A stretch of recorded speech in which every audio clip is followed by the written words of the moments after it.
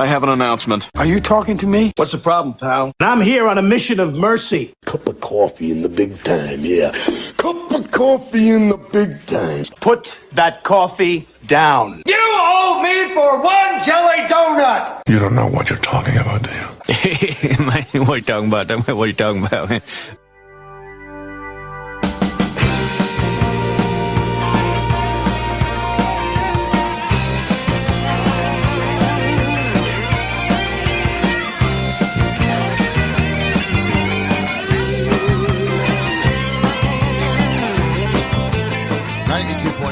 WMBX, John and Gordy in the morning.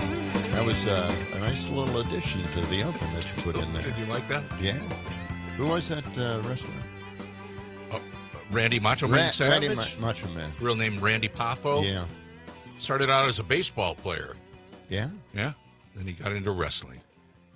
The rest is history. He's absolutely one of my favorite wrestlers of all time. He was funny. He was just something else. Had a very tragic life and ending and everything. Yeah. If you ever seen they make these wrestling documentaries now about the early days of WWF. I don't think I saw Randy Macho Man's documentary. It's very sad. Yeah. Yeah. He had a troubled life after he left the ring, and Miss Elizabeth, wouldn't take him back, and didn't he get into some other side business of some sort, making videos, commercials? I can't remember what it was, but I thought it was... Snap it to a Slim Jim. It would be very entertaining to see the Macho Man just do anything at all. He just created this great character. He really did, and he was like that all the time, I understand, right? That was his personality. That was. And him with... Gene Okerlund. Mean Gene Okerlund. And he'd come in and they'd do these little wrestling interviews. And half the time he would turn his back to the camera. Yeah. He'd be walking around and then just turn his back to the camera and then occasionally turn around. He paced in those interviews with Mean Gene. That was good. And then they were a great combination. They were. Yeah. Mean Gene was so straight. He was a straight man, Really. Macho Man would go off on these tangents. And Mean Gene would bring it back down. And, right. Back to earth. What are you going to do with Hulk Hogan when you get in the ring? We should find some of that sound. See if we can dig that'd into be great that. stuff. Yeah. Maybe add it to some Idiocracy. Oh, yeah. Not a bad idea. Yeah. Well, it's supposed to be snowing anytime. Well, they're giving you alerts now to the minute. This must be a new feature for your weather app, I guess so. It's supposed to start up in 13 minutes here at my location. So we'll look about 22 after the hour. We'll see if that snow hits on time. It's big. We're going to get hit. Well, yeah. You think no? 4 to 6 inches. That's wow. 4 to 6 inches. Yeah, maybe a little more on top of it tonight. We've had worse than that. Yeah, this winter has really been snow-free pretty much. Yeah. So, but today and then again Friday and Saturday. So yikes. Yeah. Well, Suddenly. Brittany did say we were supposed to fire up our snow throwers. Yeah. Just in case, and I did yesterday. I Did went you? out and started it up, and it started up. Good. Even after all that cold weather, it started up just like that. Yeah. Yours has an electric start, doesn't it? You It just does. got to press a button. Yes, but you have to plug it in to do that. Well, yeah, but if it's got an electric starter, of course it's going to start up. Well, I don't like running extension cords through snow and water and wet things. Right. so it's I don't idea. think it's that great an idea. But yeah, to actually start it after the summer, you usually have to use the electric to get it going. Mm-hmm. Well, currently it's 10 degrees. Yep. Would you like to know what the afternoon high is, or do you care? Yeah, I'd love to know. No, oh boy, this is the high point of my morning. Let's Mine too. Let's take out our balls. Okay. Get the lottery ball machine rolling around there. Let's check the first number. It's coming up the shaft. Here we go. I'm glad you specified. Gordy. 1. It's the ball machine. The second number That's what I is was talking about. 8. 18 degrees All right, will be our high something else for today. All right. We'll talk to Brittany Merlot a little bit later on. Mm-hmm. Get the update Okay. And we've got Mike McCabe stopping by. That's right. But via phone this time. His family has COVID, so he's going to hang out at Yeah, home. he seems to be doing all right still, but Yeah. he said better safe than sorry. I So wonder he's if that's staying what home today. Schwab had. Did he have something like that? He spent a whole week at home. Oh, Did he? really? I knew he was out for a couple of days. Yeah. I don't know. Yeah. You want to call him and ask him? You just want to go back to broadcasting at home, don't you? I do. No, no, I don't. I mean, we set it up so if we had a big snowstorm, we could broadcast from home, and this might be that time. Maybe your dreams will come true tomorrow. could Yeah, my son is attempting to move in to the apartment that we have upstairs. Oh, really? Yeah. Oh, The tenant moved out. Great guy, but moved out instantly. Got a job offer someplace. And now my son wants to move up there. He's always wanted to move up there. And now this is his chance, but he doesn't have a job to pay the rent. and that pays for the rent. I mean, that pays for the mortgage. So he's, going to look for a job. And I said, we've got a producer job here. Oh. Kind of. Yeah? And he said, oh, yeah, I'd like that. Really? Yeah. Interesting. You think he can get up this early? They stay up all night, right? He just has to stay up a couple of more hours. He liked the whole idea. And then all of a sudden he says, I don't know if I want to get up at 4:30. and then, of course, that would be sometime in June, I believe, right? It opens up. You're taking off at that time. And that's a long time from now. We have to have that rent. So I don't know if that's going to work out. But I thought it was kind of cool. It'd be great to have my son on as a producer. Correcting Dad all the time, as he does, and Dad always correcting him and making sure that he is on the path to goodness. Yeah, that'd be very entertaining. How long do you think it would take before you got into a serious argument, either during the show or after the show? Or on the way home. We have pleasant arguments. Do you? Yeah, really? Yeah. You get along okay? Pleasant for other people to listen to? Now, that might be a good point. How'd you think about that? Yeah. Wow. Well, that's, you can keep the option open, maybe get a job in between, get something now and see how it all Well, Catherine's always wanted my guys to be on the air. Right. Cole is a tech guy, and he's a historian, and he could fill us in. He's really, really good at this stuff. Okay. And Brett is a techno whiz, so... Well, get them both in. What can I say? Yeah, they could tag team. The good thing about Cole, my oldest, he really knows how to lay into Apple, and I just love it. I can get him a little tangent, an Apple tangent. Wow. You wouldn't believe how bad Apple is. Really? Yeah. Don't buy an Apple product. Mm-hmm. All right. Anyway. Well, let's get to the National Day calendar for today. It's Wednesday, February 12th. Yeah, that's a weird word, isn't it? February. No, there's an R in there. February. No. February. You're not hearing the R. I'm saying the R. I'm not hearing the R. It's a silent R. It's a silent R. Let's see how maybe Julian can tell us how to. Will tell us about. We'll get that going. How the English language slurs the R, melts the R into the B. Right. Is it or is it not? Is it National Plum Pudding Day? Is it National Soy Sauce Day? Is it National Plaid Day? Or National Pajama Day? Which one of those days does not? It's not Pajama Day. Well, you're right. Yep. It's not Pajama Day. You get a shiny new dime. Well, thank you. It's also not National Plaid Day, and it's not National Soy Sauce Day. It's not any of those days except National Plum Pudding Day. That's the only day that it is today. Oh, man. Just one. This is the one day that just has one thing. Well, you took my rant away. I was going to say, not another Plaid Day. National Plum Pudding Day today celebrates a traditional holiday dessert. Have you ever had plum pudding? I don't think I've ever had it. I don't think I have never either. heard it. No. Plum pudding is made by steaming or boiling, and the pudding is usually served during the holiday season.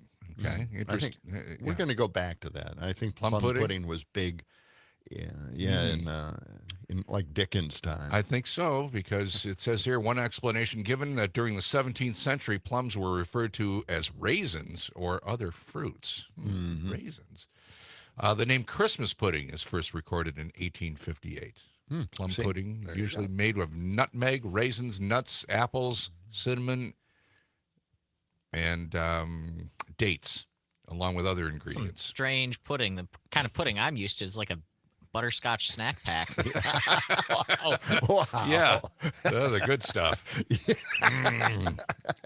That came right out of the early chemistry sets that we we bought as I children. think that stuff clogs your arteries immediately. Just like putting sludge into your system. When you listed the ingredients of plum pudding, I was thinking it's the precursor to the Jello molds that they came out in the 50s. Oh man! Oh, those were A awful Jello too. salad. Yes, the Jello salad. God. Oh my God. And that's about it for the National Day calendar.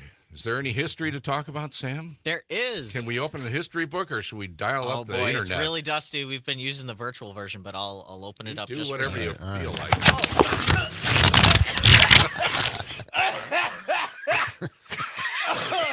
Wow. Oh, so dusty. Goodness gracious. Yes, it is. What do we got today? What do we got? In We should use that in our 1909, promo, yeah. Right. the NAACP was founded. Okay. And its founders chose Abraham Lincoln's birthday for their founding of the organization to coincide with, because Abraham Lincoln, known for freeing the slaves. Of course, there's a lot further to go than just freeing enslaved people in order to achieve equality. So that's why they chose this day. Okay. It's crazy because, over the years, way back when anyway, it was NAACP. Yeah. Lately, it's been NAACP.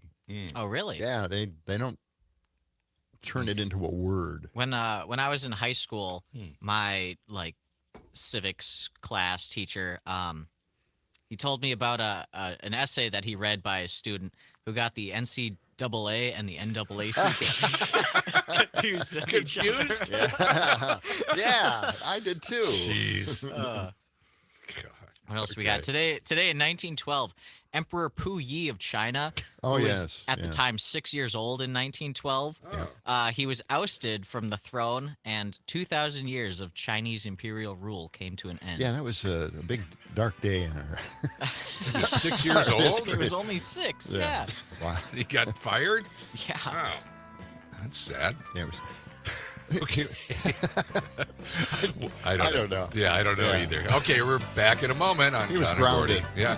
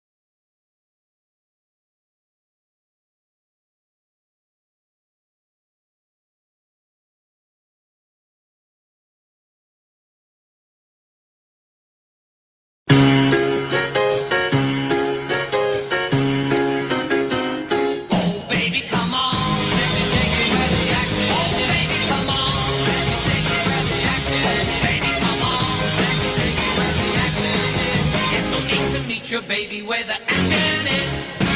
92.7, where the action is. John and Gordy in the morning, WMDX. And this portion of the John and Gordy Morning Show is brought to you by our friends at Verlo Mattress. You can sleep better. You can dream bigger on a handcrafted Verlo mattress. Check them out on Madison's East Side or West Side, or go to verlo.com. Check out that website. You can see all kinds of custom mattresses, adjustable bases, sleep accessories, and you can even watch them make your mattress. Right there. Yeah. It takes a while, Be there for a couple of days, but Pull up a chair. Lay down on a mattress. I don't know how long. Stay overnight. Yeah. Okay. Over to you, John Peterson. To me? Yeah. Oh, over to you, Sam Davison. Let's get back to the history books. John just doesn't know what to say. You caught me speechless. Yeah. Well, you wanted me to mention one other history item that was at the bottom of the list today in 1999, the most recent thing today. Bill Clinton was acquitted in his impeachment trial. Oh, yeah. Yeah, that's right. No kidding. Yeah. Oh, my God. Republicans always bring that up. He was acquitted, so we're going to do the same with Trump for everything he did. Well, I don't think it was the same. I want you to listen to me. I'm going to say this again. Yeah. I did not have sexual relations with that woman, Miss Lewinsky. Had him with that woman over there. Not that woman. Oh, boy. Okay. It wasn't exactly a relationship, and he was telling the truth there. Okay. Yes. Those were the days when scandals were, Easily simple. When scandals were scandals. Scandals. Not overtaking the government. That's right. That's right. Yeah. Okay. Anything else in the birthday book or anything? Sure. Okay. Can tell you're really enthusiastic about it. Well, you're just ripping right through this stuff here, Sam. There's not a ton in the history book that I could find, but one other thing. I was kind of surprised to find this. Charles Darwin and Abe Lincoln share a birthday. They were both born on this day in 1809. Crazy. That's crazy. Now, you were going to get the pronunciation. Yeah, you guys were arguing over how to properly pronounce February. Well, you don't I say say it February. Silent R. Right. Luckily, we have our pronunciation expert, All right, Julian. let's find here. out. Okay. We are looking at how to pronounce this name, as well as how to say more interesting names of month, calendar month. So make sure to stay tuned to the channel. How do you say it? February. February. No R sound after the B. Stress on the first syllable. In American English, it is said as February. Yes. Here. Wow. Well, there you go. Okay, my See? 5th grade teacher was wrong. Yeah. Yeah. Say the R. It's a special R in the English language. Really? February. I've been saying it wrong all these years. Well, it sounds so it's fake, when you say February. February? It's just ridiculous. Yeah. We can't go through those contortions. This is America. Okay. We have to almost talk like people from Wisconsin. If we could do that, could you do that? Could you put a little Wisconsin English on what you're saying? I guess I could try. I don't know. I can't. I don't really have it. Sam, can you do the Wisconsin? Charlie Barron's slang. Yeah, Charlie Barron's can do it. Now I can't think of what to say. I'm going over to the shop to buy a bag No, that's not right. wood. I don't know. Good job. But close. You gave it a try. Yeah. Right? Well, yeah. So, can you do it, John? No. Okay. Nope. Go up You North said it's been Carolina. ground out of you when you guys went to broadcast school. Broadcast school ground that out of me. Yeah. Thank goodness. Okay. Okay, now we have a post here from Mark, and he wrote, I thought this is a good thing to say. Hearing the story on undistributed food to famine zones makes me wonder if Trump and Project 2025 have embraced the unenlightened Scrooge, let them die and decrease the surplus population. One of the great lines out of that. Wow. Ignoring the lesson of the second spirit. They are man's ignorance and want. Ignorant. Ignore them both at your peril. So I kind of mess that up there. They are man's ignorance and want. Ignore them both at your peril. There's one more line. Yeah. And on the brow of ignorance is written doom. Okay. There you go. Thanks for those enlightening How words. uplifting. Yeah. Jeez. Nice and positive. Yeah. That was one of the most, I've seen the film hundreds of thousands of times. Right. And that scene where the ghost goes to the window and the window opens up and you see all of these poor people out there and all the spirits that are surrounding this, this mother and two children, and they're all trying to help her, but they're just spirits. They can't do anything anymore, and that's their lot in life. Lot in death. That's how they have to spend the rest of eternity, is trying to help, but they can't help. Just really an emotional thing. I'm caught up in it right you're now. Tearing up. I am tearing up. You're tearing up. Give me a tissue over there. Okay. You're tearing up because the show came to a screeching halt. I think I kind of dozed off for a second. But other than that, everything's fine. We've got another text here from Doug. He says, further analysis of the DOGE acronym has revealed the true meaning and ultimate unspoken goal. Doofus oligarchs get everything. Wow. Yeah. Okay. Doug workshopping that thing. That's He good. He is. Good deal. Yeah. It's 28 minutes past the hour. You can call us or text us, 608-879-8255, or do it the easy way. Get on the Civic Media app. You can download that app for free and get right on there. Go to the WMDX portion of the app and text us. Or we got a few things coming call up us. today. We've got a little, perspective on the Department of Ed by a guy who hates it. The plastic straw signing. That was a golden moment for all of us to remember. Where were you when he signed the executive order for bringing back plastic straws? It's a momentous day. Yeah. Okay. We're coming back with Idiocracy right around the corner. Midwest Farm Report's coming up next on John and Gordy in the Morning. You're the present beneath my Christmas tree. Yeah, yeah. My heart's in a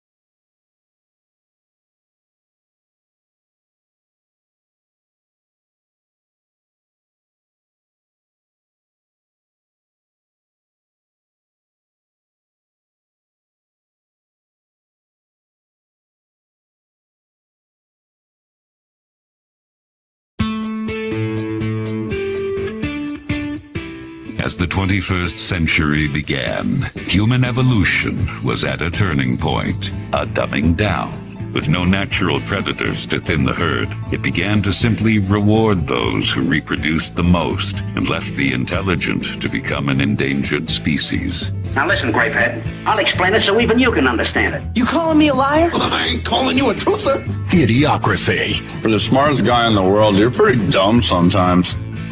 Yeah. Well, we saw an example of that yesterday. And we'll get to that in just a moment, John. Yeah.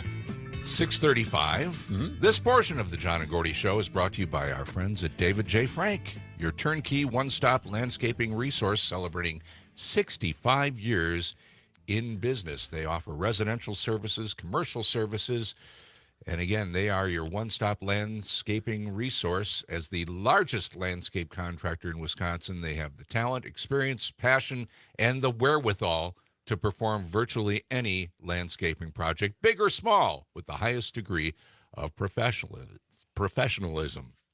Okay. And if you'd like to find out more, go to their website, davidjfrank.com. Yeah. All right? Yep. Okay. It's time for Idiocracy. Well, it is. It is. Reading about the press conference, with Musk and that other guy.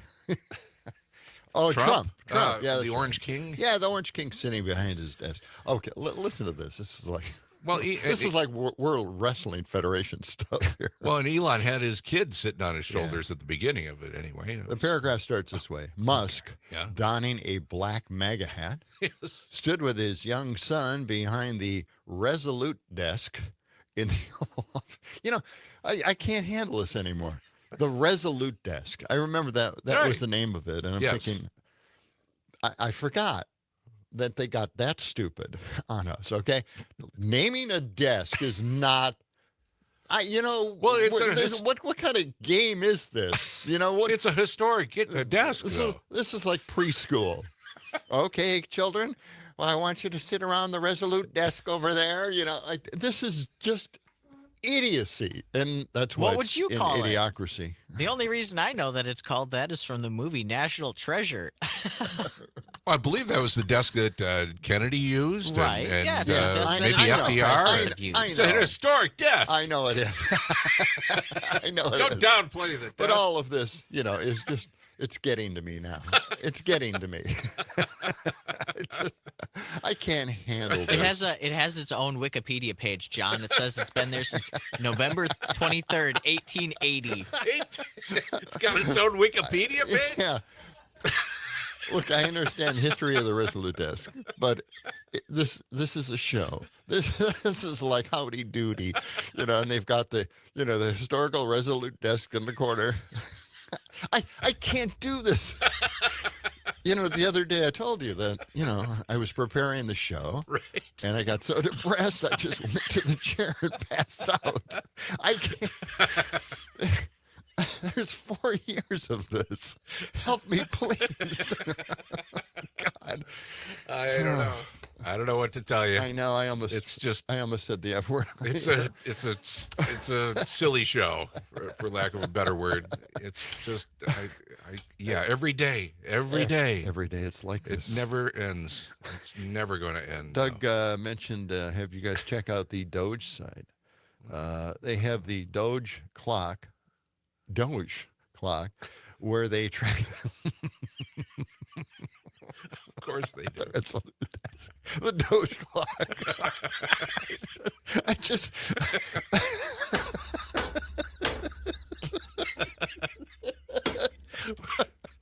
We're losing it. Pretty soon. We're losing it. Pretty soon we'll have an animated character in the corner of the screen.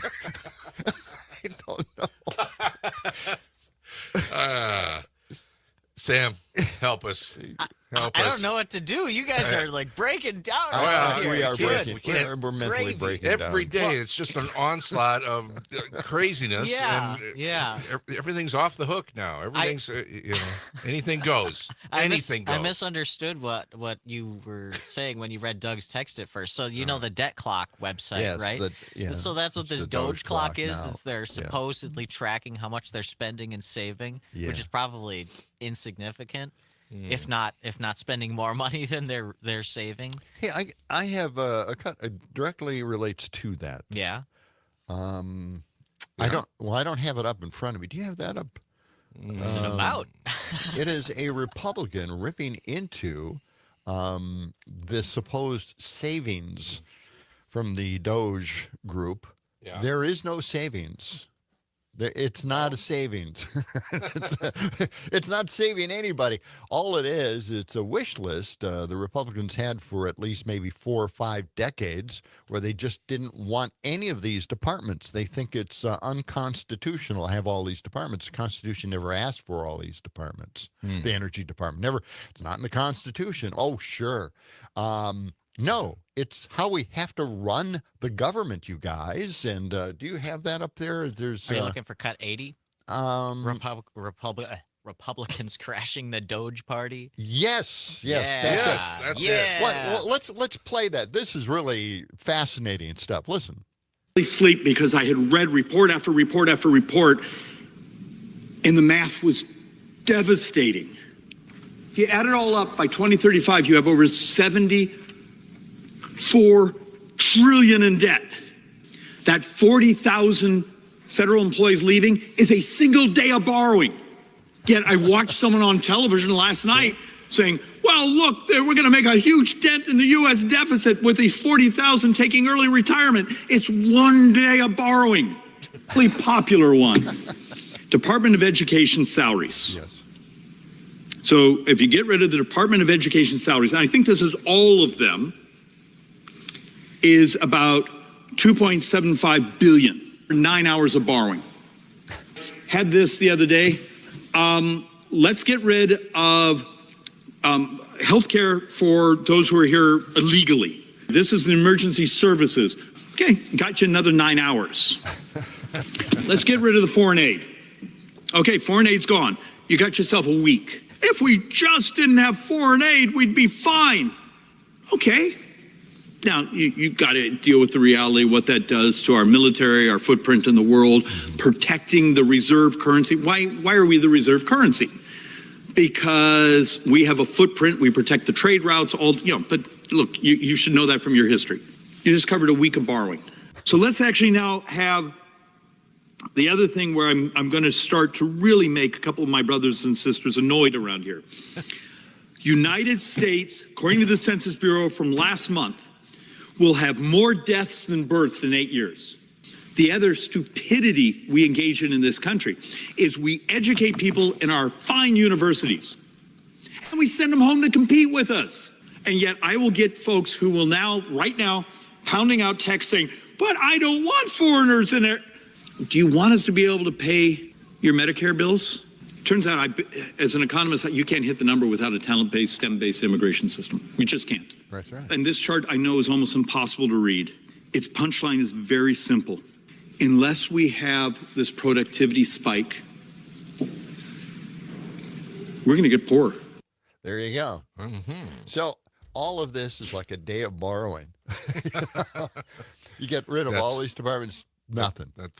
So we're not really saving anything at all. It just, And it'll all come due because someday we'll be depending on one of these departments to process something very, very quickly. Right. And it ain't going to happen. It's going to take years because there's no one there to process this stuff, or at least the chain of events to process things will be broken, and we won't be able to run the government smoothly. Well, Elon's got AI. That's so he's just going to replace all those people with AI. Yeah. Right? You're right. It's just going to just bring in the computers, and away we go. Well, we're going to talk about AI a little bit later, and that is J.D. Vance talked to a conference of people talking about AI. Right. This was an AI conference. Oh, this is something we're going to have to talk to Mike McCabe about as well, because again, we talked about putting guardrails, how we missed that chance to put guardrails up on the internet, just like they did for TV. Yeah. But now Vance is advancing the idea that maybe we shouldn't have guardrails for AI. Just let it do its thing, and stand back. Well, you think about what they're doing now. They're getting rid of all these departments. They're shuttering them. Unless, of course, the courts win this one and they bring all of these departments back and the people who worked in those departments back again. But the problem here is, this is what I see. They will be screening everybody they do hire back into the government under Trump with AI. They will be screening everybody with little, indiscretions, emails, conversation. AI will have looked at it and determined that maybe they're not on board with Trump. And so they're going to use AI against hiring. Now, there should be guardrails against doing anything like that at all. Should be. But, of course, Vance is out there right away saying, no guardrails, please. This big, giant world conference, no guardrails. Well, we got this story later. Okay. Quotes from Vance. This just in from the Associated Press. Yeah. You know the Associated Press, right? Yeah. What do you think? I mean, they've been around forever, right? And they're kind of the standard for factual information. They kind of get notified before anybody else when stories break. They've been actually great covering Wisconsin stories. Yeah.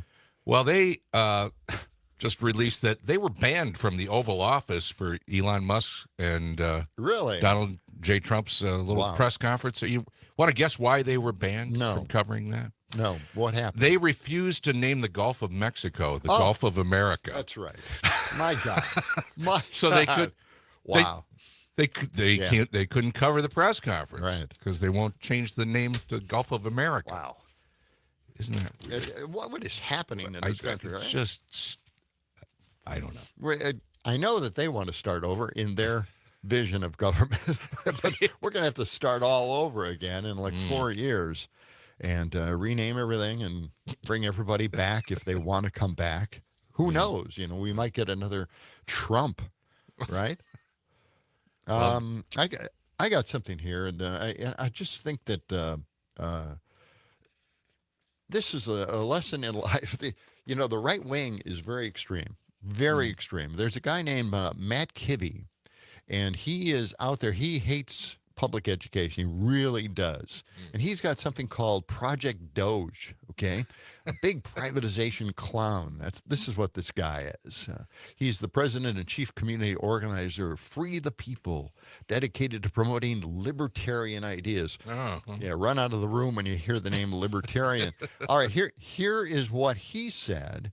This is his lesson today for the kids. Let's listen to this. The Department of Education is costly, often harmful, and unconstitutional. What? But if it makes our children smarter and more competitive, it might be worth it, right? Well, I have some bad news about that as well. I mean, ironically, if you look at how Americans have performed in academic tests since the establishment of the Federal Department of Education, it's been downhill. So, why are we spending all this money for worse results? And then there's a lot of the money in education is actually for pushing propaganda. No. Instead of teaching kids the facts about the world, things that are actually useful. So we definitely need to stop the propaganda, the pushing of the propaganda in schools, and teach kids skills that are actually useful. Since the Department of Education was established, the U.S. has fallen to 18th in international rankings. It actually hasn't. It's 13th, and I wouldn't call it falling to 13. I think 13 is pretty damn good when you look at the globe, right? I mean, that's not bad at all. And it's just crazy talk, especially what Elon said. It was just kind of stupid, right? Propaganda. Well, this is their conspiracy theory. I don't think we should base policy on conspiracy theories at all.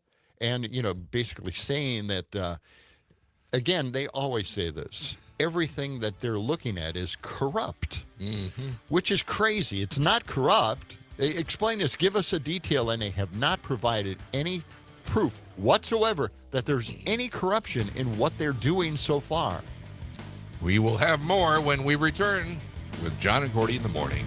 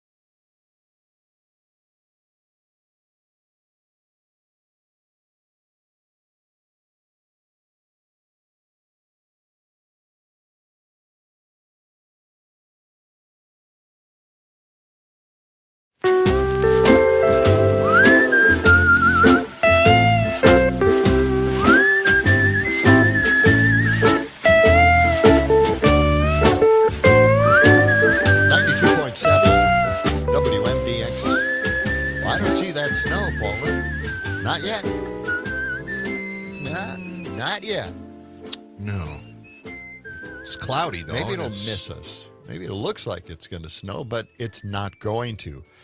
I'm going to look at it that way. 92.7 WMDX, John and Gordy in the morning. I think it actually is. Yeah. I think it actually is snowing a little bit. Very, very, very fine flakes. It's 10 degrees. The high today near 18. All right. We'll check in with Brittany. Before we Merlot get into the plastic straw ordeal, let's go to Joe on the telephone. What do you got for us, Joe? Good morning.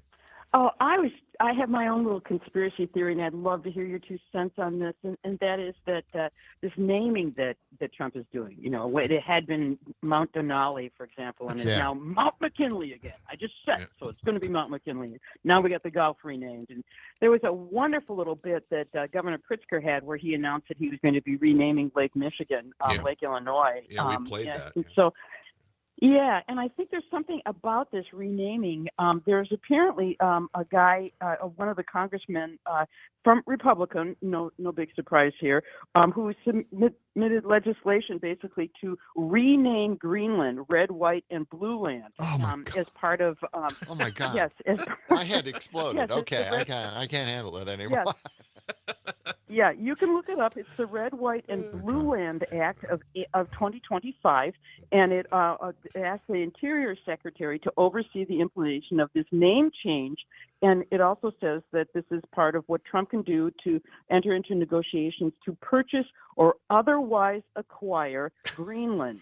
So we're not just naming stuff close to us. We're naming whatever we want to get whenever and it's so Trump-like. It's so mob-like. It's like it's got a different name now. You're going to call it a different name, and it's mine. All right. And it's fascinating to me because there are processes to rename anything. In fact, we have a place that's been around since late like 1890 or so, called the Board of Geographic Names, which is you go through this process to change a name because if the maps are all different, it doesn't help you. It doesn't help you if AP has a different name for this place and Breitbart has a name that Trump wants for it. And I just think there's something about this way he's renaming. And you watch, he's going to start, I'm serious when I say this, if he can rename the Gulf of Mexico, he's going to rename Mexico and as his way to go in and get it. He's going to rename Canada as his way to go in and get it. So as we look on the maps for our new little country that I just love that name. It's Red, White, and Blue Land. A little long, I think. I think it's a little long, but my 2 cents. Yeah, that's anyway, great. There's 2 cents for you today. Okay. All right. Thank you, Joe. Yeah. Yeah, it just rolls off the tongue, doesn't really, it? Red, White, and Blue Land. What is wrong with him? It's I don't know. naming everything in the room. Trump can't and won't deliver on any of his major promises, okay? But he is at least doing a few little things like bringing back straws. And this is audio from that golden moment in our history. Let's listen to it. Next, this is an executive order relating to the use of paper straws. As you've consistently identified, nobody really likes paper straws. Number one trending. Can you believe it? A paper straw was number one trending for 3 days or something. We don't The believe that. environmental impact of plastic straws versus paper straws is entirely unclear. This has cost both the government and private industry an absolute ton of money and left consumers all over the country wildly dissatisfied with their straws. So we're asking aspects of the federal government, federal departments and agencies to look at their existing procurement processes, and we're asking your Domestic Policy Council to look holistically at this issue to address it, and it really is something that affects ordinary Americans in their everyday lives. We're going back to plastic straws. These things don't work. They don't. I've had them many times, and on occasion they break, they explode. If something's They hot, explode. they don't last very long, like a matter of minutes. Yeah. Sometimes a matter of seconds. You don't It's use a straws for hot liquid. ridiculous situation. So we're going back to plastic straws. I think it's okay, and I don't think that plastic's going to affect a shark very much as they're munching their way through the ocean. Oh, that's great. You're right. Munching his way through the ocean. all the other garbage that's in the ocean. Yeah, the big plastic islands that are floating out there. Oh, my God. And then he put out this tweet. He says, I am hereby instructing Secretary Lee Zeldin to immediately go back to my environmental orders which were terminated by crooked Joe Biden on water standards and flowing pertaining to sinks, showers, toilets, washing machines, dishwashers, etc. Okay. And to likewise go back to the common sense standards on light bulbs that were put in place by the Trump administration but terminated by crooked Joe. I look forward to signing these orders. Thank you very much. Bring back the pigtail light bulbs and energy guzzling appliances. Well, it's all about, saving the environment and recycling and everything. It saves everybody in the country money. Yeah. It doesn't use as much water or electricity. We save money on our bills.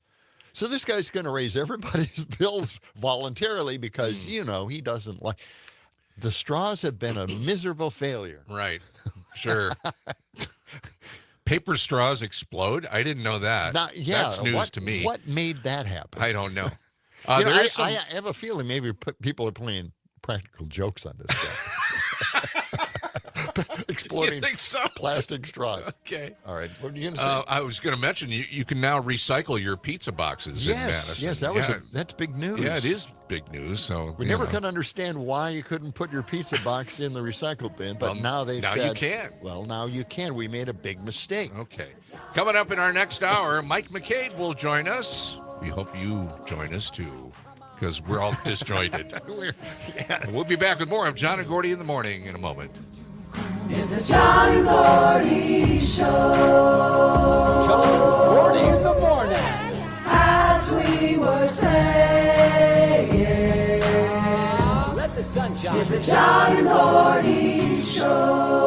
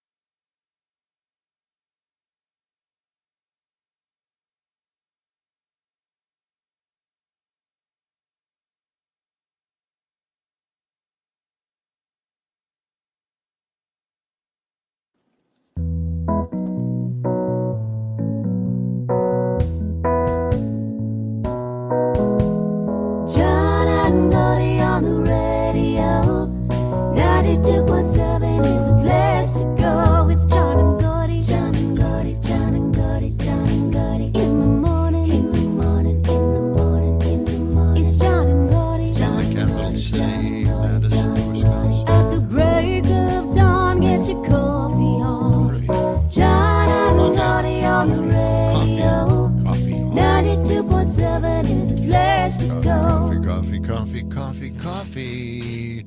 Good Wednesday morning to you. It's John and Gordy, 92.7 WMDX. Snow ain't here yet.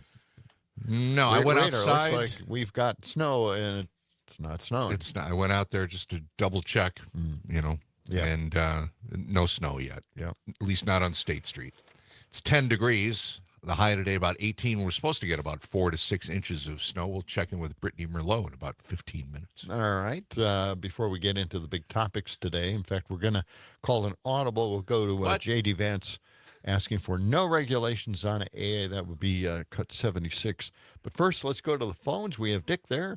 Dick, what do you got for us today? Well, did either one of you get to see President Musk's little conference in the Oval Office yesterday? Yeah, I saw it. It was riveting. I like the part bringing the little boy in there. It kind of looked real like Kennedy bringing John in for the photo op, and that president scowling at him. But the best part was, and no one picked up on it afterwards, maybe I'm seeing things, paraphrasing him now. You don't have democracy anymore if you just have all this bureaucratic BS, more or less what he said. And soon you have people that you didn't even vote for running the country. Huh. Yeah, geez, how unusual, huh? How weird. Wow. He said it out loud. Would that be you? Yeah. Right. I know everybody's pointing this out, and he doesn't get it. Right? No. And we'll get some things wrong. I mean, I admit that. And it was absolutely we do have that pathetic. cut, Dick. We've got that cut. We're going to be playing that right now. Let's play that cut, too. Okay, cut 81. This is where a reporter called Elon out for lying, and he couldn't exactly deny that. So let's listen to it. But after fact check this, apparently Gaza in Mozambique. Mr. Musk, you said on X that an example of the fraud that you have cited was $50 million of condoms was sent to Gaza. But after fact check this, apparently Gaza in Mozambique, and the program was to protect them against HIV. So can you correct the statements? It wasn't sent to Hamas, actually. It was sent to Mozambique, which makes sense why condoms was sent there. Yeah. And how can we make sure that all the statements that you said were correct, so we can trust what you say? Well, first of all, some of the things that I say will be incorrect and should be corrected. So nobody's going to bat 1,000. I mean, we will make mistakes, but we'll act quickly to correct any mistakes. I'm not sure we should be sending $50 million worth of condoms to anywhere. No, frankly. I'm not sure that's something Americans would be really excited about. And that is really an enormous number of condoms, if you think about it. But if it went to Mozambique instead of Gaza, I'm like, okay, that's not as bad, but still, why are we doing that? Yeah, to stop the spread of HIV. That, I think, is the answer. Right. What a cold, brutal individual this person is. Absolutely. No thought whatsoever went into any of this, obviously. And, he's just he can't bat 1,000, Some of the things he's going to say are incorrect. Yes. And it's left to us to correct them. Of course, he took down an entire department based on just that alone. All right. Yeah. So let's get to the big story, the one that just blew my mind a little bit. On this program, we've talked to Mike McCabe about this, how we missed a chance to regulate the internet. We should have done a guardrails, something, right? And then we wouldn't have what we have now with Meta, controlling everything that we see and think. And plus, we wouldn't have Musk doing what he's doing with X right now. So anyway, J.D. Vance gets out there. This is a big conference on AI, and he's up on the big screens. He wasn't at the conference necessarily, but he was up there on the big screens. And let's play what he told this conference of eggheads. Let's listen to this. When conferences like this convene to discuss a cutting-edge technology, oftentimes I think our response is to be too self-conscious, too risk-averse.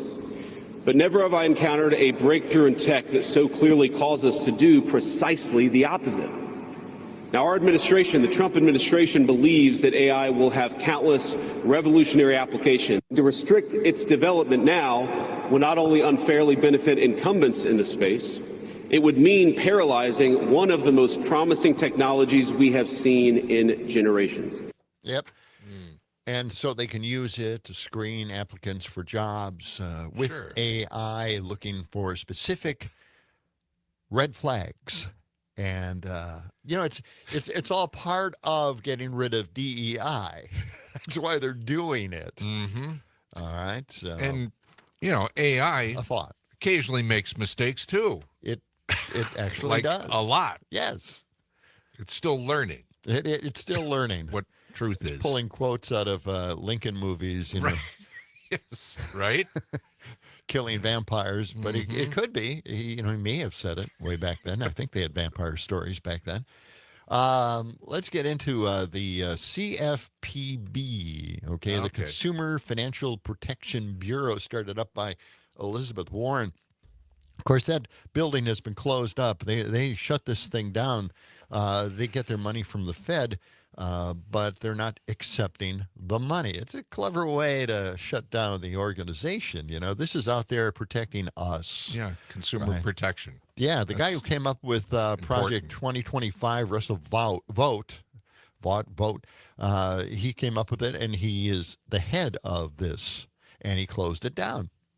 So the Consumer Financial Protection Bureau was created in reaction to the Great Recession, okay, where banks took huge risks with junk home loans, and it collapsed the global economy. A lot of Republicans, MAGAs, don't want to remember the Great Recession. They don't even call it the Great Recession. They just call it a recession. But it was the Great Recession. It was a free market experiment that absolutely failed. Now, before I get to the admission that it was a free market failure, let's listen to Elizabeth Warren talking about her department. Let's listen. Every person who wants to buy a home without getting scammed, this fight is your fight. For every family that doesn't want to get put out on the street in an illegal foreclosure, this is your fight. For every student who wants to borrow money to go to school without getting defrauded, this is your fight. That's right. Mm-hmm. And you might remember that the stand-up comedian who ran for the Senate in the state, Eric Hovde. Oh, yes. Mr. Pornstash. Yes, Mr. Pornstash. Yeah, what happened? He has a bank. Oh, yeah. And then they bought these loans from another bank. And then when they bought those loans, they called the loans in. Right. People that had regular loans, making their payments on time, they called the loans in. They shut down a major business in one city. And not only shut down the business, but the people who owned the business for generations, they took their home as well. The bank did. They can just call your home loan in. I could get a mailer today saying we're calling your home loan and you got to pay off the rest of it, or we're foreclosing on your home. They can do that, and that's what happened during the Great Recession. All right. So here is. I have to play this because this is that golden moment in history where the right wing, who says we have to have free markets, it's a great thing. Well, it isn't a great thing. This is Representative Henry Waxman questioning former Fed chairman at the time, Alan Greenspan, one of the biggest fans of free market capitalism. Well, this is a wonderful moment. Let's listen. Well, where do you think you made a mistake then? I made a mistake in presuming that the self-interest of organizations, specifically banks and others, was such as that they were best capable of protecting their own shareholders. The question I have for you is, you had an ideology, you had a belief that that free, competitive, and this is your statement, I do have an ideology. My judgment is that free, competitive markets are by far the unrivaled way to organize economies. We've tried regulation, none meaningfully worked. That was your quote. You have the authority to prevent irresponsible lending practices that led to the subprime mortgage crisis. You were advised to do so by many others. And now our whole economy is paying its price. Do you feel that your ideology pushed you to make decisions that you wish you had not made? Well, remember that what an ideology is a conceptual framework with the way people deal with reality. Everyone has one. You have to exist, you need an ideology. The question is whether it is accurate or not. And what I'm saying to you is, yes, I found a flaw.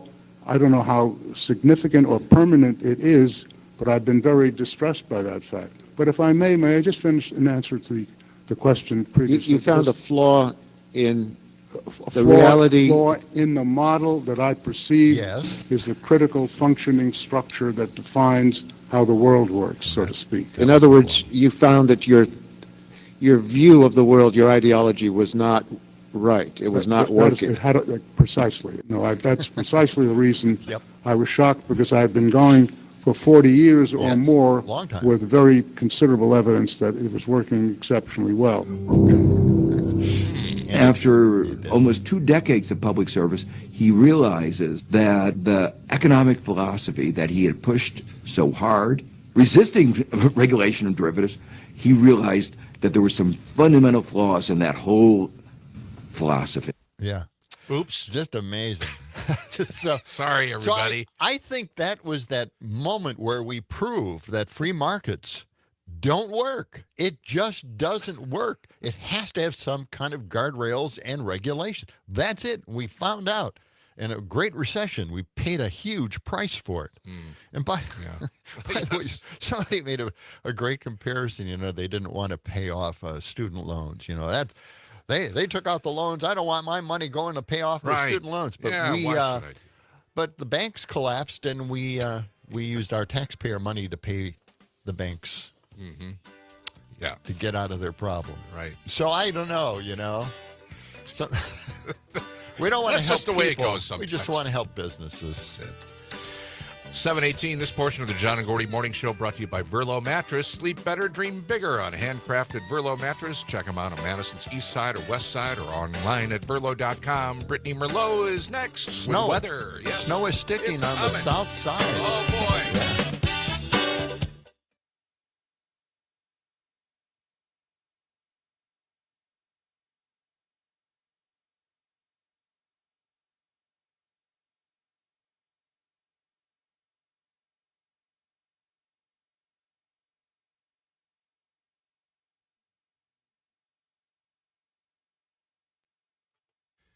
Oh, God. Oh. What? What's up? These photo moments that he creates, like he's got some kind of heart or something, Yeah. Good morning, Brittany. Good morning, guys. Is the snow making it to the ground by you yet? Well, on the south side, we're seeing a few flakes It's downtown. Starting here now. Somebody told us that snowing and sticking on the south side. Yeah. We're getting it downtown. Are we? Well, you can see a few flakes there. You see them? Yeah, I do. Yeah. I do see them. Oh my God, that's magic. Whoa. It's a winter wonderland. So it just started up in the last few minutes. Yeah. Cool. Yeah. But is it snowing by you? No. We're going to get like an did, inch though, or right? 2. This is your storm. Yeah, Oh, it is. We're going to get, 4 to 6 inches? Yeah, Something I'd like say that. 4, probably. It's coming up from the south. Yeah. Right? Mm-hmm. Still wants to be a weatherman, No, not really. No? No. I had my time. Oh, here. Well, this is cool. Doug, become a Doge special agent on the website. See? Special agent sign up. Yeah. Okay. That's Let's crazy. do that. We should. Wouldn't that be Let's great sign if we up. could become Doge special agents? In the old days, I was like an uncle agent. Yeah. I had the uncle thing Yeah. too. Briefcase. You got your badge. And the 10 gun seconds. with a The silencer. Gun with a silencer. Yeah. Cap gun. No, a real Was gun. it- I got a real one. You got a real gun?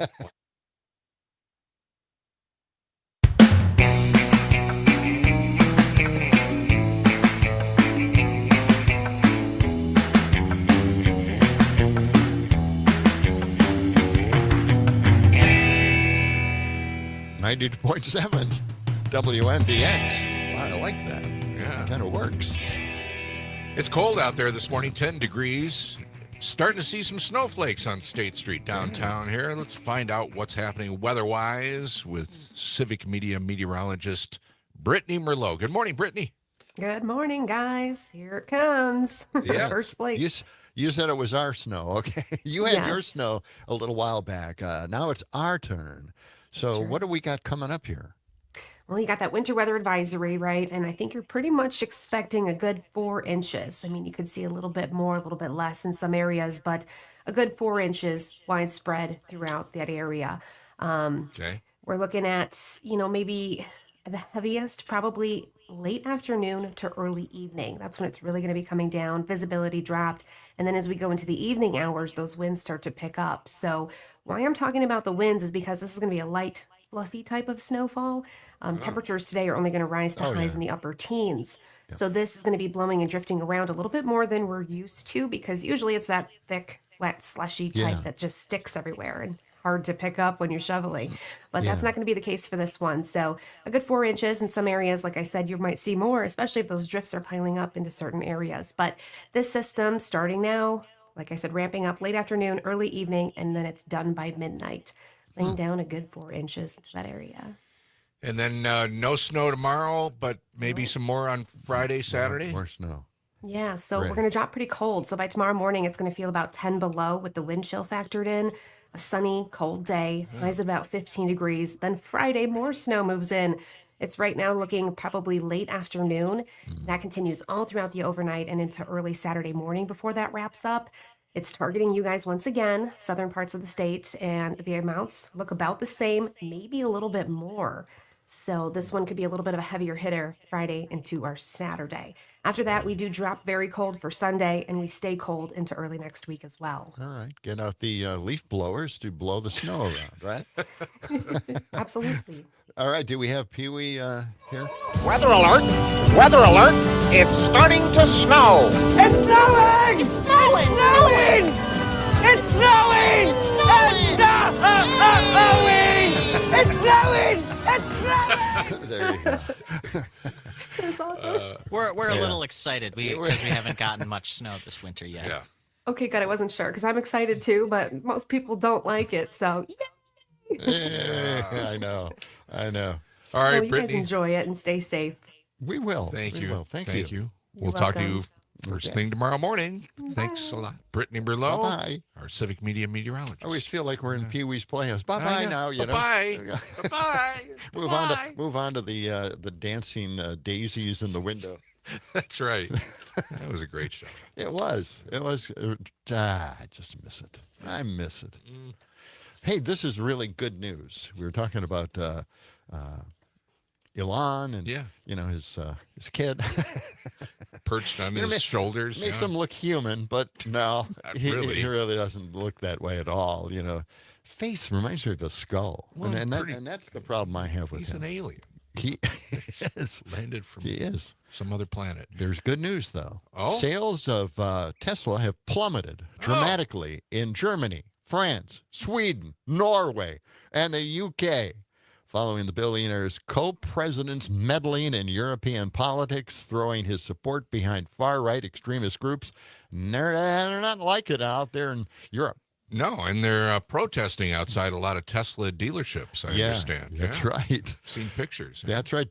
Tesla registered only 1,277 new vehicle sales in Germany in January. That's a 59% year-over-year drop. The total EV market in Germany also increased, by the way, but not with the help of Tesla. Their sales falling. So people are buying EVs from other automakers. Oh, okay. And I like Rivian. I'm standing behind Rivian. They're the underdog, and I always get on board with the underdog. Tesla's market share dropped from 14 to 4%. Almost overnight. In France, Tesla sales fell off 63% in January, and Sweden and Norway saw a 44% and 37% drop, respectively. The Tesla brand in Europe has become synonymous with rising fascist movements. That's always good to know. And is growing more and more toxic by the month. I was thinking about getting a used Tesla. Remember Really? when the Yeah. rental car agencies were selling them off because they had too many of them? Right. And I thought, well, that's going to be the used car market right there. And you'd be able to get a nice EV. But there is no way I would be seen in a Tesla at this point. It's a Nazi car. A Nazi car? What? No, what is it? Test Nazi? Are you talking about Volkswagen? No. Wait, hold it. No, we're not. You're off the hook on that one. We've moved on to Tesla now. My wife gave it a name. I can't remember what it is. I can't remember. Okay. The German entrepreneur who sells. I bought this before Elon. This is great stuff. Okay. This guy has a bumper sticker called I bought this before Elon went crazy. Bumper sticker for these vehicles. Maybe now you can buy good. one and just put that bumper sticker on there and get away with doing that. Yeah, this is good news. Really good news. All right. I knew you were the thinking bumper about stickers? That. Yeah, the bumper sticker. Oh, and by the way, we got somebody who texted us the sticker here. What is this one? Go back there. There it is. Yeah. There it is. It's a sticker with Elon doing the Nazi salute. Yeah. Higher grocery prices. Kind of representing, the up movement of the prices. And it says at the bottom, I bet you did not see that coming. Yeah. Not see that coming. That's great. Good. I looked. They have stickers now with Trump pointing to the high prices, right? And these are stickers you can go to the store, and sadly, you have to pay $19. I thought, well, I'm going to get a bag of these things. I'm going to the store. I'm just going to throw them up all over the place. Yeah. But the package only comes with 3 of them in it. What? $19 for 3 stickers? 3 stickers. That's not a bargain. We could probably get. Trump John did and that. Trump Gordy's. did that too. $19 for 3 stickers. That's his fault. Yeah, that's right. There you go. Hey, this portion of the John and Gordy Show brought to you by David J. Frank, your turnkey one-stop landscaping resource. Their work creates vibrant outdoor environments to be enjoyed. David J. Frank Landscaping. You can go to davidjfrank.com for more information. They shape, nurture, and maintain beauty and functionality. They have business and residential. Back with more. Mike McCabe next.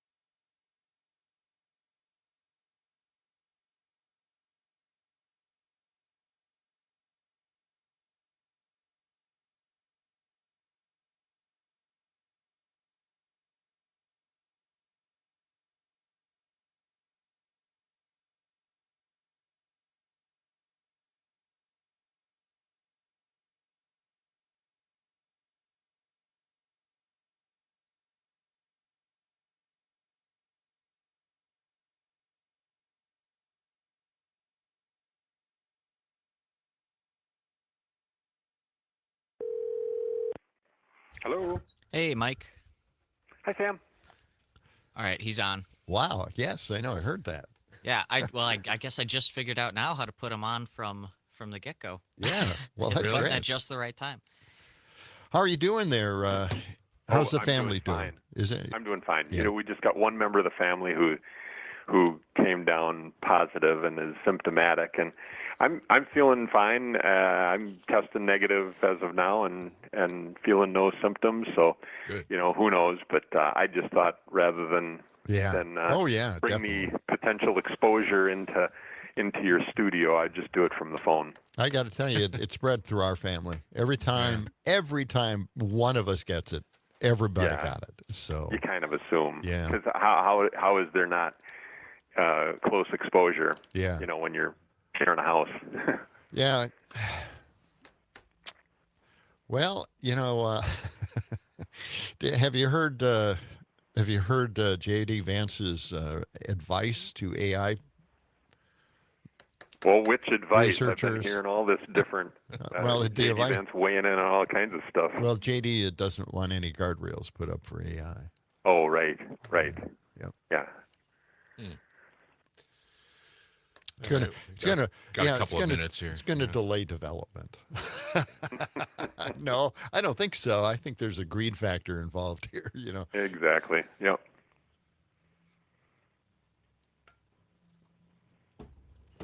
But anyway, I don't know. I want to get those stickers. You know, Trump did this. I gotta, you know, if we put out our own, right? Yeah. John and Gordy Could we have print- print some of our own. Yeah, and get a whole bunch of them. Mm. Start selling them. Because, Mike, I don't know if you heard, but I looked and somebody said, here's a link to buying these stickers, you know. Yeah. Trump did this. And you only had 3 stickers in a bag for like $19. I thought, that doesn't work for me. Somebody's making some money. I think that's stickers put out by There Trump. are grifters on both sides of the aisle, I guess. Yeah. 15 seconds. Boy, they don't miss an opportunity to cash in, do they? No. Well, they're using, like in a lot.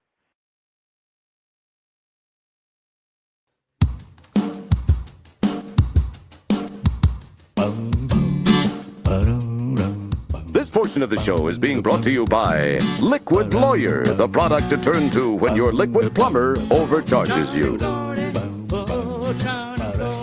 beginning to think that's the answer. Think so? Liquid Lawyer. This portion of the John and Gordy Morning Show also brought to you by Verlo Mattress. Sleep better, dream bigger on a handcrafted Verlo mattress. You can check them out on Madison's East Side or their West Side location, or go to verlo.com. Ask about their lifetime comfort guarantee. Looks like I picked the wrong year to stop drinking beer. You think so? Yeah. We got a little bit of snow starting to move on through our area. 10 degrees currently, high near 18, maybe 4 to 6 inches possible. It's time once again. Yeah. Each and every Wednesday, yes, we go to Substack and talk to Mike McCabe. Mike, how are you doing this morning? Good, thanks. Great. Good morning, guys. Yeah, we're talking on the phone because of your family. At least one member has COVID, and it spreads. It spreads through everybody in the family usually. Didn't want to bring it to the studio. Yeah, I know. We went through that here, as a matter of fact. Yeah, a few weeks ago. Yeah. You have a great Substack article this time around, and it's called 4 Days Apart. And you're talking about Charlie Chaplin and Adolf Hitler at this point. Yeah. Explain that. Well, these two men were born 4 days from each other, and they bore a really eerie physical resemblance right down to the toothbrush mustaches that they both wore. And they had a similar physical stature, but really that really uncanny physical resemblance is pretty much where all resemblance ended. The two men couldn't have been more different from that point forward. But one of the interesting things is that Hitler apparently was a huge fan of Charlie Chaplin's. Thought that he was one of the greatest entertainers of all time. and loved watching all of his silent movies. And Charlie Chaplin made more than 100 silent movies before he ever made a movie with dialogue. And the first time he made a movie with dialogue, it was a parody of Hitler. And it was something that was produced in the late 1930s. So Hitler is at the height of his power, is starting to swarm Europe and commandeer much of Europe. He had already started by 1939 or 1940 to bomb Great Britain. And Charlie Chaplin wants to make this movie lampooning Hitler, and American film executives were very nervous about this. They were not anxious to anger Hitler. They wanted to sort of stay neutral, and some of them actually sympathized with Hitler, of course, but many of the others were just frightened. They just didn't want to antagonize Hitler. And of course, the U.S. had not yet been drawn into World War II, was still on the sidelines. And so Charlie Chaplin decided to pay for the film himself. He decided to produce it with his own money, and makes this film that is just in the Substack article that I posted. I put 2 videos in there of 2 scenes from the movie Charlie Chaplin impersonating Hitler, and one is just a brilliant and pretty vicious caricature, a parody of Hitler. He does a very fiery Hitler speech in German sounding gibberish. Yeah, that's right. And then the other is the final speech where he speaks directly into the camera in English and gives this heartfelt appeal for people to see this kind of hatred for what it is, and to basically, is a speech that seeks to summon our better angels. Mike, I've got that ready. We could listen to it if you think that might help. All right, go for it. Why don't we play this? This is Charlie Chaplin. I'm sorry, but I don't want to be an emperor. That's not my business. I don't want to rule or conquer anyone. I should like to help everyone if possible. Jew, Gentile, black man, white. We all want to help one another. Human beings are like that. We want to live by each other's happiness, not by each other's misery. We don't want to hate and despise one another. In this world, there's room for everyone, and the good earth is rich and can provide for everyone. The way of life can be free and beautiful, but we have lost the way. Greed has poisoned men's souls, has barricaded the world with hate, has goose-stepped us into misery and bloodshed. We have developed speed, but we have shut ourselves in. Machinery that gives abundance has left us in want. Our knowledge has made us cynical, our cleverness hard and unkind. We think too much and feel too little. More than machinery, we need humanity. More than cleverness, we need kindness and gentleness. Without these qualities, life will be violent and all will be lost. The aeroplane and the radio have brought us closer together. The very nature of these inventions cries out for the goodness in men, cries out for universal brotherhood, for the unity of us all. Even now, my voice is reaching millions throughout the world, millions of despairing men, women, and little children, victims of a system that makes men torture and imprison innocent people. To those who can hear me, I say, do not despair. The misery that is now upon us is but the passing of greed, the bitterness of men who fear the way of human progress.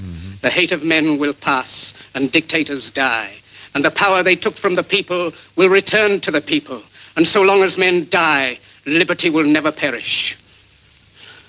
Soldiers, don't give yourselves to brutes, men who despise you, enslave you, who regiment your lives, tell you what to do, what to think, and what to feel, who drill you, diet you, treat you like cattle, use you as cannon fodder.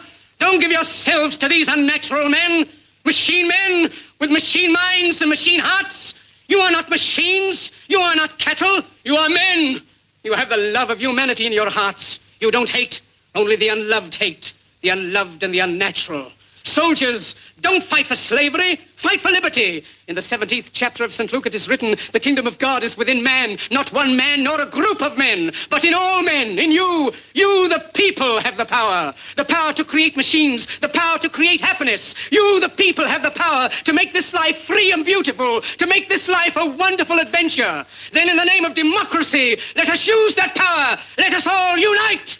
Let us fight for a new world, a decent world, that will give men a chance to work, that will give youth a future and old age a security. By the promise of these things, brutes have risen to power, but they lie. They do not fulfill that promise. They never will. Dictators free themselves, but they enslave the people. Now let us fight to fulfill that promise. Let us fight to free the world, to do away with national barriers, to do away with greed, with hate and intolerance. Let us fight for a world of reason, a world where science and progress will lead to all men's happiness. Soldiers, in the name of democracy, let us all unite! Amazing stuff. Absolutely amazing speech. So Charlie Chaplin, and people forget, they just don't know because it was so long ago, but he was the biggest star in the world at this time. Yeah. He was a huge star, and he could afford to make the film with his own money because he'd become such a big star. But the Hollywood executives didn't want that a movie with that message made. They were afraid to do it. The film ended up being wildly popular in the U.S. and in Europe, but it was banned in Nazi Germany, of course. Sure. Couldn't be seen there.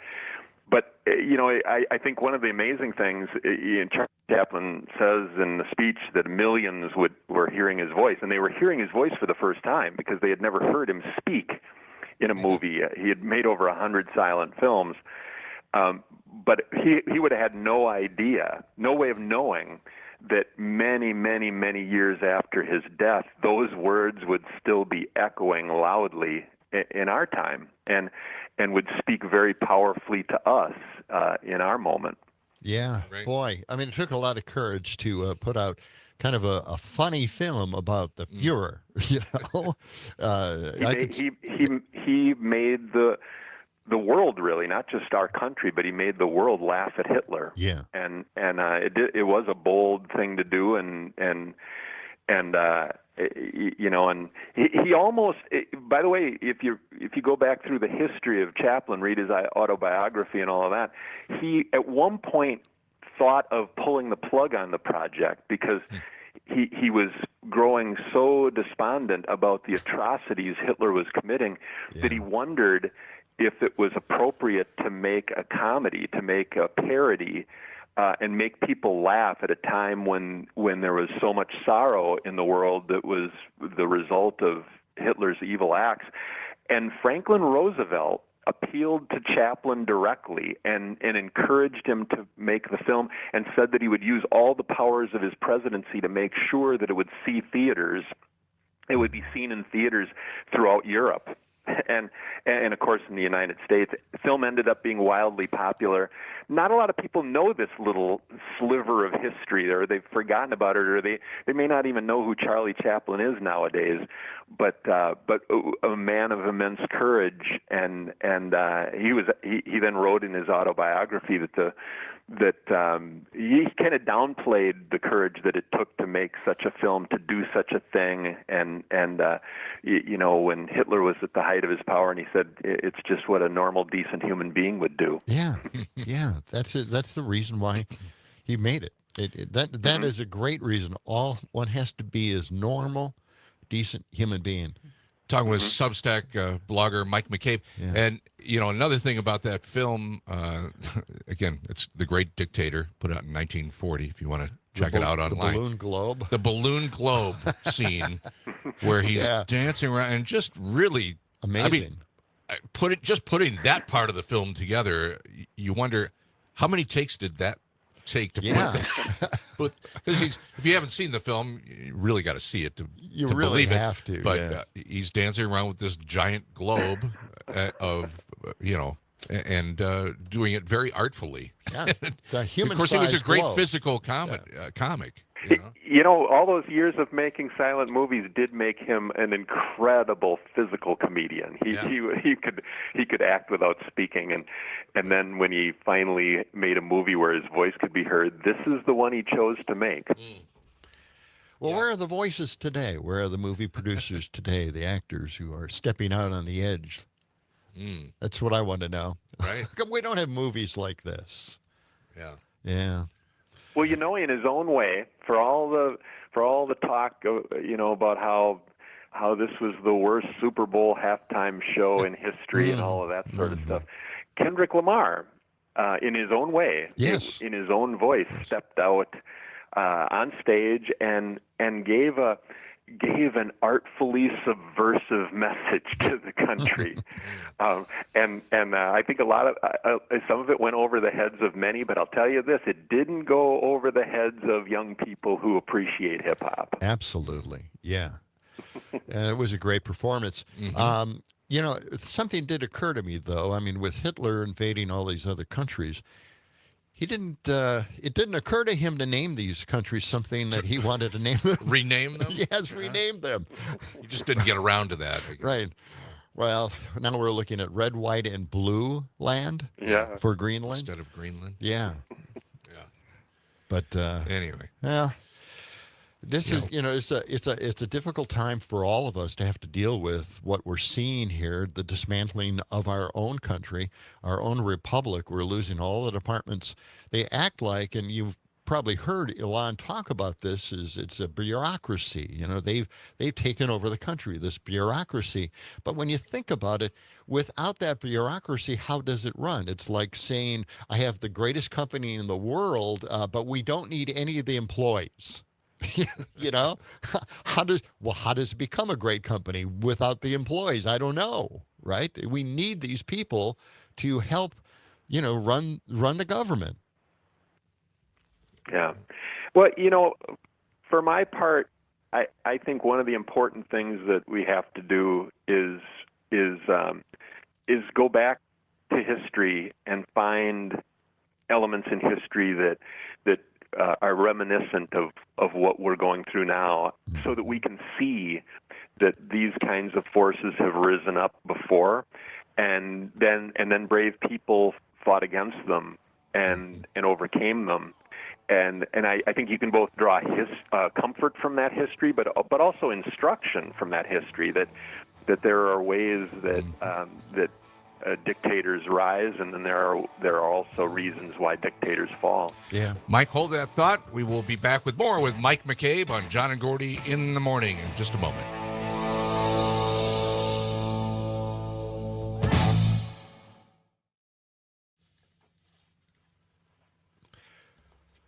Okay. I think it would be kind of nice to touch on, J.D. Vance's speech again. Okay. Do you have any of it? I want to play that cut again, just part of it though, just the very first part for Mike, so you can hear it, and then we can talk about maybe those guardrails, putting those things in. I see a nefarious reason for him asking for this, by the way. Oh yeah. And there are reasons why they're doing all the things that they're doing, and it's not to make our government better. Yeah, no, yeah. It is to gain advantage. Yeah. All right, I'm looking at somebody sent us the Doge website marketing. So they have 507 days. They've saved $37.69 billion.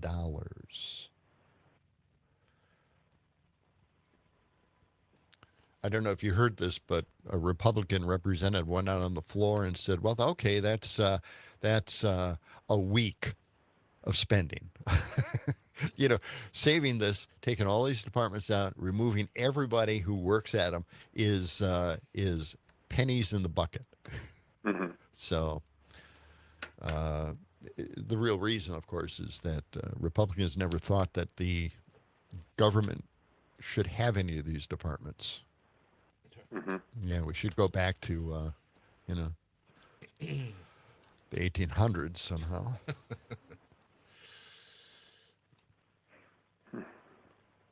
So, Mike, we'll go to about 58 after. So let's see. This will be about 6-7 minutes. Yes. It's like Okay. normal. Yeah. Okay. 15 seconds.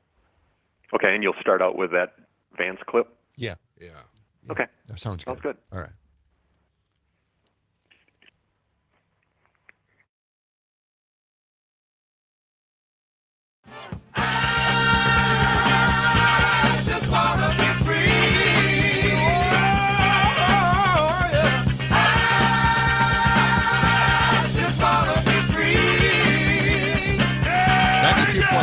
WMBX, we're fighting again. We did this in the 60s, right? And now we're back at it. Fighting for freedom. Yeah. And democracy. That's right. Yeah.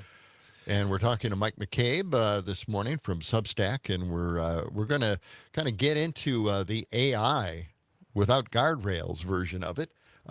J.D. Vance is asking AI developers to avoid any kind of regulation whatsoever, anything that could hold them back. Let's listen to this cut.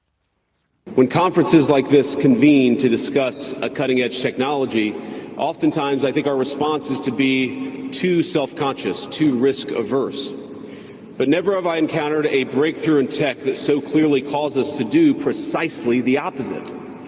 Now, our administration, the Trump administration, believes that AI will have countless revolutionary applications. To restrict its development now will not only unfairly benefit incumbents in the space, it would mean paralyzing one of the most promising technologies we have seen in generations. There you go. What do you think? What do you think, Mike? Well, we've talked about this before on the show about how past technology, past technological developments, past innovations in the area of communication, like radio and television, were immensely impactful on our society, but they were done in a way that served the public interest. There were guardrails put up. There were protections for the public put up. There were requirements that broadcasters serve the public interest. The internet came along, and they basically said, let's just let it be the Wild West. And now we've got an environment where the public is not being served in so many different ways by the internet and now AI. As artificial intelligence has a bigger and bigger impact on our society, those who are profiting from it want absolutely no regulation, just the same way that they want absolutely no regulation in any other sphere of our lives. They don't want consumer protection. They don't want enforcement of laws that when people like Elon Musk operate in an illegal fashion to make immense profits, to make hundreds of billions of dollars, they don't want a Justice Department that will hold them accountable to the law. They don't want a Consumer Protection Bureau that will help make sure that businesses don't prey on consumers and abuse them. They want all of that to go away in the name of profit. And when you see a president who won't place his hand on the Bible to take the oath of office, but takes the oath of office anyway, and seated right behind him are the three richest men in the world who are looking on, you could tell right then and there what this administration's true purpose is. It's to turn billionaires into trillionaires. It's stunning. It really is absolutely stunning to see him do this. And he also made bribery legal. I believe he signed an executive order allowing bribes at this point. Is that correct? I think so. Yeah. And to get the Supreme Court to say that the president is above the law, is immune from any prosecution for any presidential act. Well, yeah, what that says right then and there is that the president should be able to be bribed. It should be able to accept bribes for official actions, and can't be held accountable to the law. And so, for decades, for generations, we've seen corrupt politicians brought to justice eventually when they've engaged in extortion, or when they've accepted bribes, when they've sold their power for personal enrichment.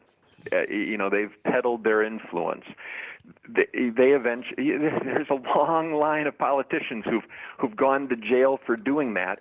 But now what the Supreme Court has blessed is this idea that doesn't apply to the president. Yeah, that's true. And, I keep thinking that this AI could be used to hire people for this Trump administration looking for certain characteristics. AI could certainly pick these people out of a crowd, their applications, looking for little red flags that only AI could interpret in a certain way to make sure that we get the right people in the Trump administration. That's what I'm thinking this is all about, really. Yeah, no question. Yeah. And I think in the end, Congress needs to protect its role, its constitutional role in our government. It needs to preserve the separation of powers.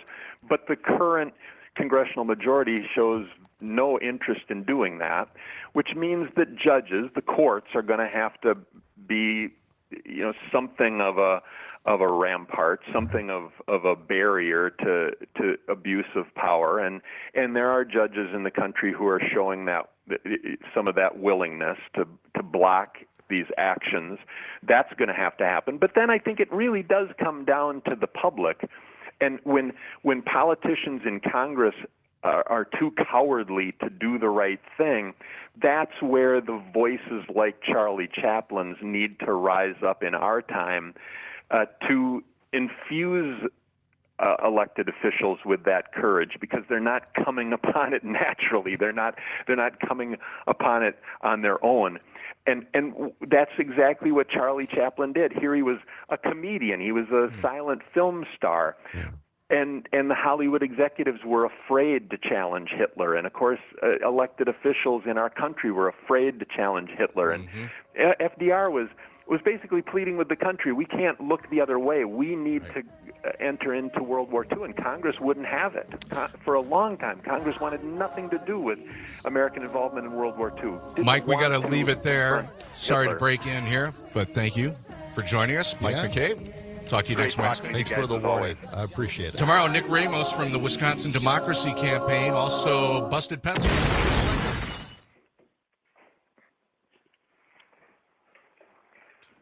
Okay. All right. I got it. All right. Mike, thank you very